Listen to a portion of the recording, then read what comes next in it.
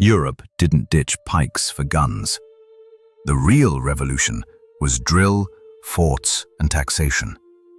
Here, between the late 15th century and the 30 Years' War, Europe built armies that were harder to train, harder to supply, and much harder to pay for.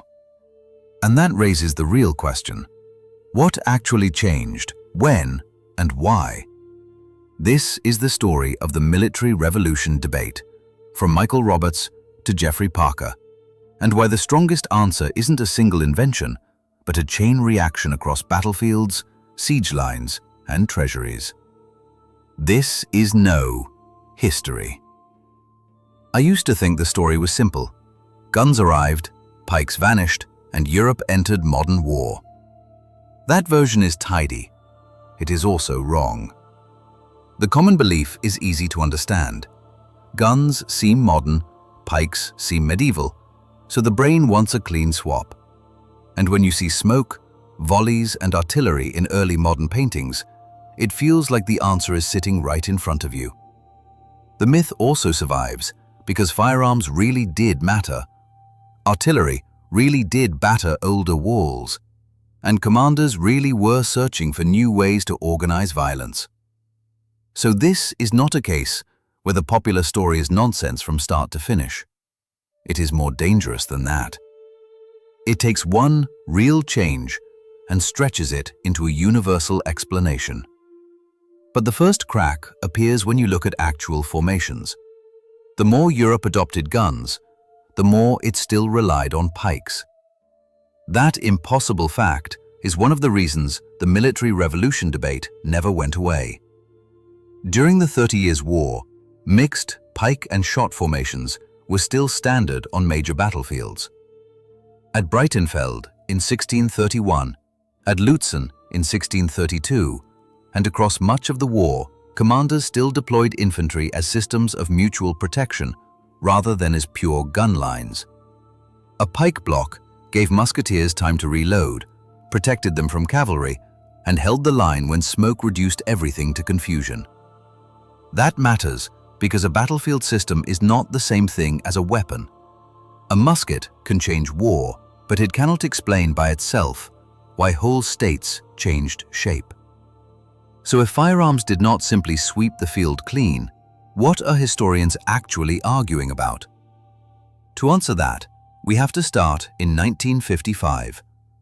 That was when historian Michael Roberts launched the thesis that made the phrase military revolution famous.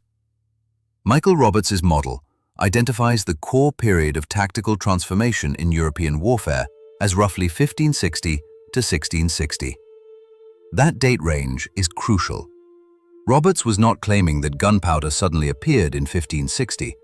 He was arguing that tactics, drill, and doctrine reached a new level of coordination in that period. For Roberts, Maurice of Nassau introduces major Dutch infantry drill reforms, highlighted by Roberts, especially in the 1590s. Then, Gustavus Adolphus, in the 1630s, pushed tactical coordination further on the battlefield. Roberts also tied military change to politics. If armies became bigger, more permanent, and more exacting, states needed deeper tax systems, more clerks, and tighter administration. A force that drills by the clock also has to eat by the ledger. Powder has to be purchased, match cord has to be issued, shoes wear out, horses die, wagons break. And every one of those failures lands on the same institution, the state. That is the part many summaries skip. Roberts was not only describing how men fought, he was asking what kind of government had to exist before thousands of men could drill, march, draw pay, and stay under arms for months. That link is why the debate never stayed inside military history. It spilled into the history of government itself. That was the power of the thesis. It gave battlefield history a direct line into state formation. But even here there is a problem. Roberts framed a powerful argument. He did not end the argument. When I started digging into the evidence, the drill manuals were the part that made Roberts click for me.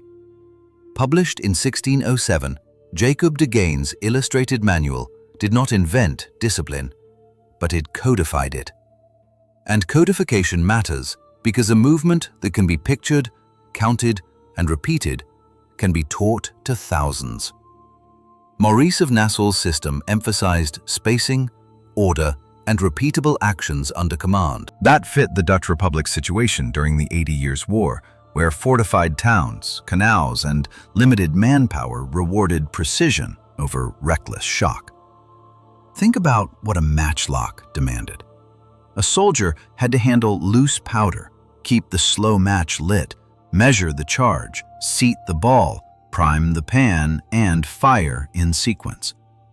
He had to do that while smoke thickened, officers shouted, and cavalry might appear before he finished reloading. Under rain, the match could fail. Under pressure, a man could spill powder or ram badly. Under cavalry threat, a few seconds of disorder could open the whole formation. That is why countermarch mattered. One rank fires. Then it falls back to reload. Then the next rank moves forward. The individual weapon stays clumsy.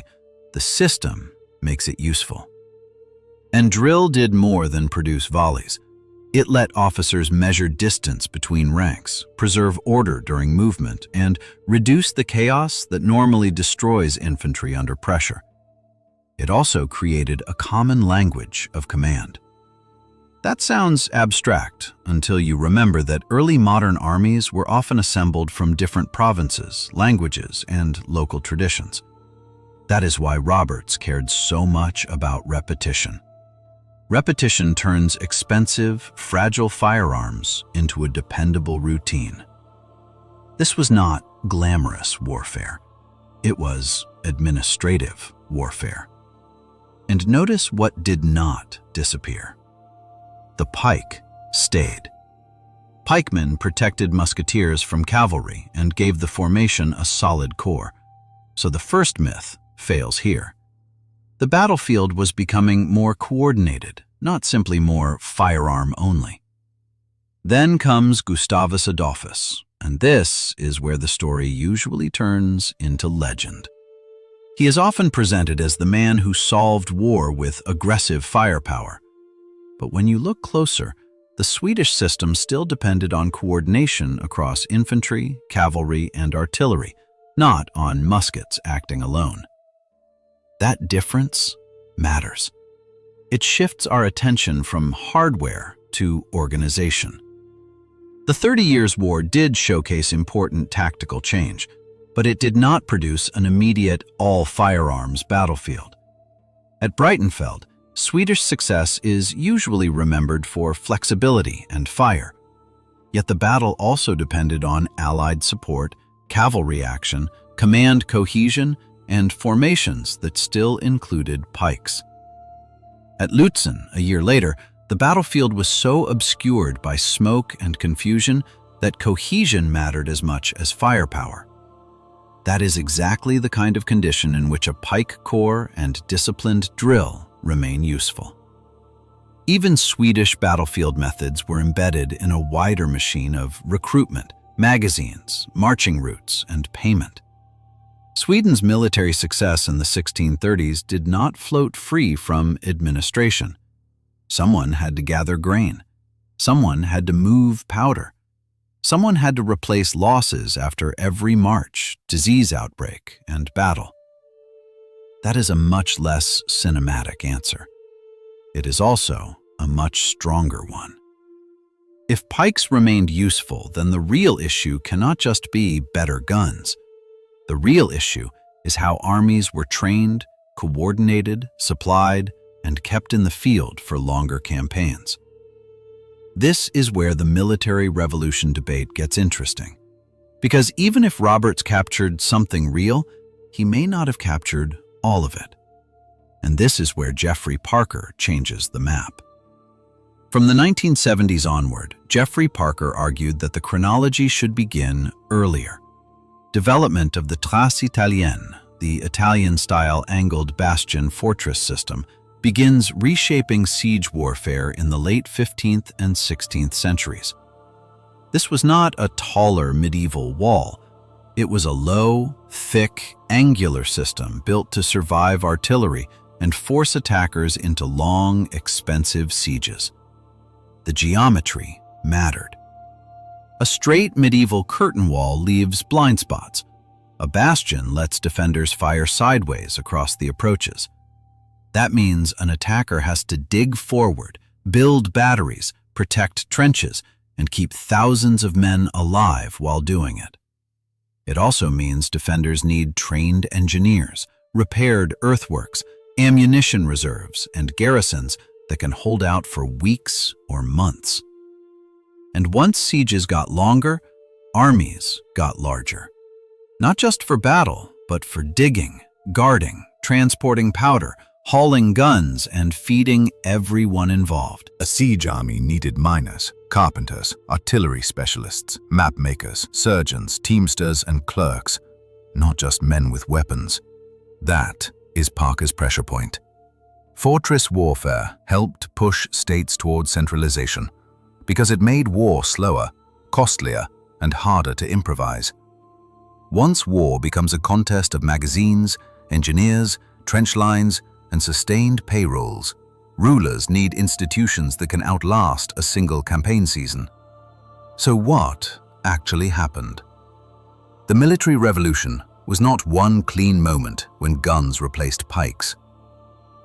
It was a linked transformation in drill, doctrine, fortification, logistics, and state capacity. That is why Roberts still matters. He saw that disciplined infantry and new doctrine changed the scale of war, and that is why Parker still matters. He showed that walls, sieges, and logistics may have done just as much to enlarge armies and strengthen states. Later historians complicated both models even further by stressing regional variation, uneven timing, and the danger of forcing all of Europe into one master timeline. Spain, the Dutch Republic, France, the Habsburg lands, and Sweden did not all change at the same speed or for the same reasons. And that's when it clicks. The argument is not over whether war changed. It is over which mechanism best explains the scale of that change. This debate reminds us that revolutions in history are often networks, not switches. Once the Tres Italienne forced armies into longer sieges, the next mystery is how a fortress system built in Italy became the pressure point that reshaped the finances and power of states across Europe. We follow the evidence where it leads: lecture notes, fortress plans, drill manuals, and tax records, not the legend of a neat and universal turning point. For this debate, choose the force that matters more: drill or the Tres Italienne. From pike squares to angled bastions, the argument is still standing.